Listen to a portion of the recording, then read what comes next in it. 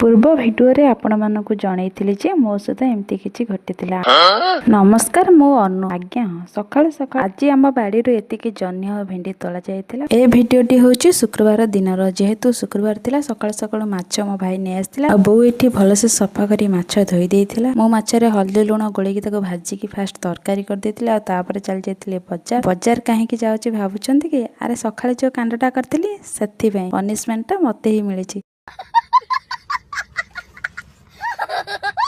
ଯେହେତୁ ମିରରଟା ମୁଁ ଭାଙ୍ଗି ଦେଇଛି ତ ମିରର ପାଇଁ ବାବା ପ୍ରବଳ ଗାଳି ଦେଲେ ଆଉ ସେଥିପାଇଁ ମୁଁ ଯାଉଛି ମିରର ଆଣିବା ପାଇଁ। ବାଟରେ ଟିକେ ଗୁପଚୁପ ଖିଆ ହେଇଥିଲା ଆଉ ଏତେ ଜୋରରେ ବର୍ଷା ହଉଥିଲା ସେଥିରେ ବି ଆମେ ଯାଇଥିଲୁ। କିଣାକିଣି ସରିବା ପରେ ଜଷ୍ଟ ଆସିକି ଲେଡିସ୍ କର୍ଣ୍ଣର ପାଖରେ ଠିଆ ହେଇଛୁ ତ ଏତେ ଜୋରରେ ନାଦିଲା ବର୍ଷା ଆପଣମାନେ ଭାବି ପାରିବେନି। ସେଠୁ କିଛି କିଣାକିଣି ସାରି ଓଦା ହେଇ ଘରକୁ ପଳେଇ ଆସିଥିଲୁ। ଘରକୁ ଆସି ଭାତ ଆଉ ମାଛ ତରକାରୀ ଯୋଉ କରିକି ଯାଇଥିଲି ଆସିକି ଖାଇଥିଲି। ନାନ୍ ସହିତ ମଞ୍ଚୁରିଆନ ଖାଇଥିଲି। ରହୁଛି ଜୟ ଜଗନ୍ନାଥ। ଯଦି ମୋ ଭିଡ଼ିଓଟି ଭଲ ଲାଗେ ଲାଇକ୍ ସେୟାର ସବସ୍କ୍ରାଇବ କରିବା ଜମାରୁ ଭୁଲିବେନି। ଯଦି ମୋ ଭିଡ଼ିଓଟି ଭଲ ଲାଗେ ନିହାତି ଭାବେ ସବସ୍କ୍ରାଇବ କରି ଯିବେ।